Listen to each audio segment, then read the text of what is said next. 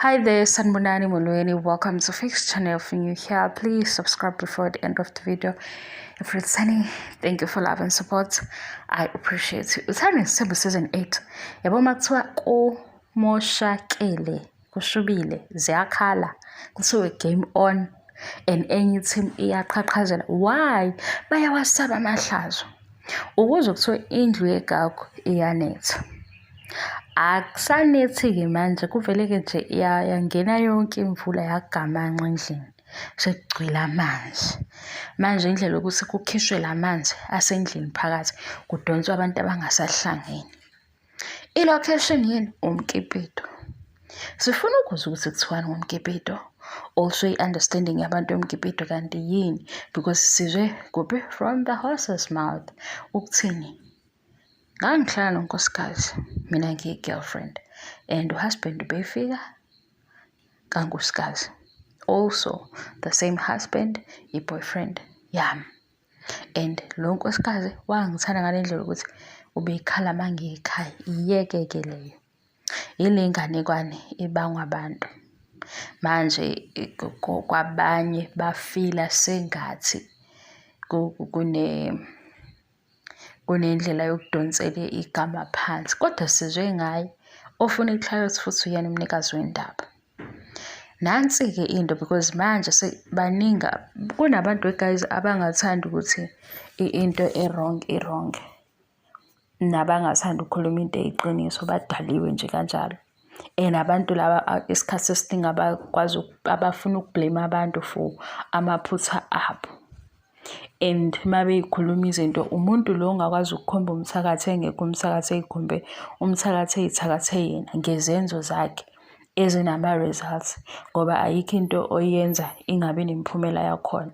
Uthola ukuthi umuntu wenza iphutha into afanele yenza ukuthi azixolele, kunokuthi azixolele emaphutheni akhe ufuna abantu azoba-blame. Asisukeni-ke lapho ngoba sekuzama-ke ukukhava lento engeyinhle enehlazo ngendlela ehloniphekile, kodwa abanye bathi amanyala. Asingasebenzisi amanyala, sisebenzisa ihlazo or iphutha-ke into eyenzakalayo akekho futhi baningi. Masekuzama-ke masekuzama ukulungisa iphutha kuthiwa abanye bayenza. Asikho lapho, sisekuyi-TV show nobani reality TV stars abaxoxa indaba yabo. Masithi siyayibamba le asiyibambe. Sikuphi kulaba asebefuna ukuthi asi-understand i-TV show, benze sengathi mhlambe sislow kakhulu, asazi ukuthi ezinye izinto ziyamanga. Nakho i-location kusemathuneni. Kunobani? KunoMangwabe, noMakhumalo, noBaba Mseliku. Ngento abayisho kwi-TV show bona yasho bani? uMseliku.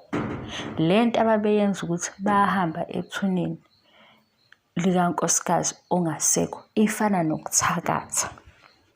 Yizwe ukuthi ngithi ifana nokuthakatha. Ngikuthathela lapho lokhu uMseliku yena uthi before sibona uLungelo ingane yaMasawu bamxosha lapha endlela. Sengihlanganisela le TV show uthi awusiyazi and understand indaba ye-content, because wena u-content producer manje because uzama ukuvimba udefend into engekho ushiya le khona ngoba wena iqiniso uvela uhlehle kulona. Lalila-ke uthuka kuMseliku uma sekwenzeka isimo esenzeka unkosikazi wakhe edlule emhlabeni, waba nokungaboni ngasolinye nomndeni, kwazi kwabangathi bagwamanda izinto, bayamphuca endlini, bayamkhipha endlini, kwahlukana kabi, kwalahleka-ke nobudlelwane ebabukhona phakathi kwakhe noLungelo okuyindodana kaMseliku. Sikwazi phuke lokho season 6 waxabana nalo mndeni. Phela into abayisho ku-TV, mina ngisakhuluma njenge-viewer ye-TV show. Waxabana kwangangokuthi bambhlokha kwizinto eziningi, bamhlehlisa. Pho yini emenze ku-season 2 abe ne-meeting akhulume ngalo nkosikazi, afuna ukuthi-ke unkosikazi wakhe, sorry kungazwakali kabi, afuna ukuthi aze ahambe ayokhuluma naye, abeke izimbali, ebe azi ukuthi ukusondela eduze kwankosikazi wakhe akusavumelekile kulo mndeni kankosikazi. Ubani-ke okhuluma into ekhona manje? Bathi bona ku-season 2 bahamba uMaNgwabe, uMakhumalo, uMaMseleku baya laphaya ethuneni ukuyobeka imbali, bekhulume, bebazi kahle ukuthi ifamily le yankosikazi ayihambisani nalokho, because kunezinto abebedinga impendulo kuzona. Phela kusho uMseleku angikususela ekhanda.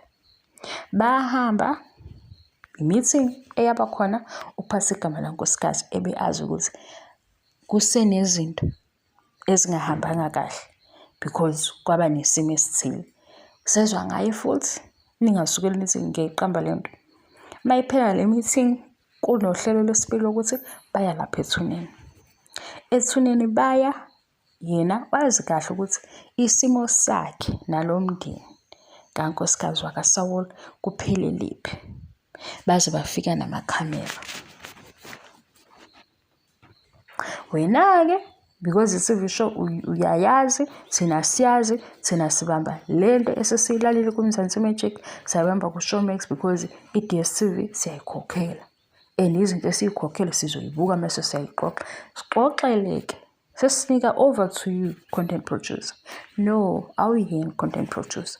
Wena usabani lento leyo ukuthi kukipitiwe, ufuna kube sengathi inomayini phakathi, engathi huye owaba ne-influence yalento ukuze kuzoba uyena oronke. Futhi ku-season 8 uthi mayini ukwelinyezeka ngoba kuyagadlwa. And ukugadla cha bandla i-content ye-TV show esikhuluma ngayo, impilo abayiphila thina singekho asiyazi. Naye futhi ukuthi kwake kwahlalisana sayizwa ngabo ku-TV, sasikutshela thina ukuthi umndeni nje lo ohamba ngamasiko, ukuhlonipha amadlozi nani yonke into izosuka iqonde. Sasisesingena-ke ngeso loMzansi Magic kanti kunokutsheka phakathi. Bese ngibuza ukuthi wena awuyibuki leyo nto ifana nani? Umndeni okuxatshene nawo ilo othi kunezinto abangayi-understand, and lezi zinto ziphela ekuthini kuze kubangwa nezinto nendlu. Kodwa manje nangu uMseleku ucela amakhosikazi akho ukuthi awamphelezele eyilapha ethuneni. And maye ethuneni akakhulumi into ehlangene nokuxabana, uthi nje ngilana noMakhumalo noMaNgwabe. And into ayikhulumayo ayikhombisi ukuthi bekukhona ukuxabana. Kodwa ku-season 7 simuzwa la ethi into emenze wangasondela kuLungelo okuyindodana kaMasawule indlela umndeni omphathe ngayo eseshonelwe unkosikazi. WeJesu, yimi-ke shuthi ngizoboshwa ngedwa ngoba lento engiyikhulumayo ngisusela ekhanda, ngiyibonanga ku-TV show and sengikhuluma into embi kakhulu. Kodwa bakhona-ke laphaya emathuneni bahambile, nami sengizama ukuqhathanisa ukuthi iyiphi eyiqiniso. Angisho ukuthi ngeke zibe khona iy'nsolo, kodwa mina ngibuza ukuthi yini pho izathu esingabenza behambe nekhamera beye ethuneni bazi ukuthi loya mndeni ufila kanjani ngobaba uMseleku. Kanti yiphi ekhona nengekho? Yilana sengithi mina usukuzenza ukuthi wena uhlakaniphile kunathi ngoba uzama ukuthi uyazivimba ekukhulumeni iy'ndaba esiy'bamba nge-TV show zibe yifakwe abanikazi bazo, hhayi wena. Yona-ke yokukipita sesifikile-ke kuyo, noma kade safika njengoba thina sifike kuqala kuleyo yokukipita iyodwa thina into ebese siyibuza mase sithi dip uthi lena ibambeke ngoba impendulo mina nginazo ey'ncanyana. Ngoba phela into engiyilandelayo fanele fane ukuthi uma ngifunda incwadi ngifundela ukuthi ngi-understand. Uma ngilandela i-TV show fanele ngiqonde ukuthi hawu kanti nithini, ngidlule futhi. Kodwa ukungena ngemizwa yami yilokho kuzongenza ukuthi ngifane nawe mase ngisukela abantu ngithi kahle kahle i-TV aniyazi, hayibo vele ngeke uzuze uyazi i-TV. TV nje ngeke uze uyazi ngoba ngisho ney'ndaba lezi ekuthiwa y'ripothela umphakathi zinemigomo nemibandela. Yingakho uma uyifuna indaba uma kuthiwa yenzeke kaMashu, kubuye kufune ukuthi uphithizele ufuna abakaMashu bona beke bexoxe into abayibonile ngamehlo. Because mase iripothwa lapha ku-news channel seku-5 minutes. Kanti obekaMashu ebona ngqo une-hour emile esesigamekweni. Uyizwe-ke lento. Isenzo sabo sokuthi baze bahamba nekhamera. Baya la bazi ukuthi khona abadingeki. Siyangixaka nami kodwa i-TV show esikhuluma ngayo. Bye.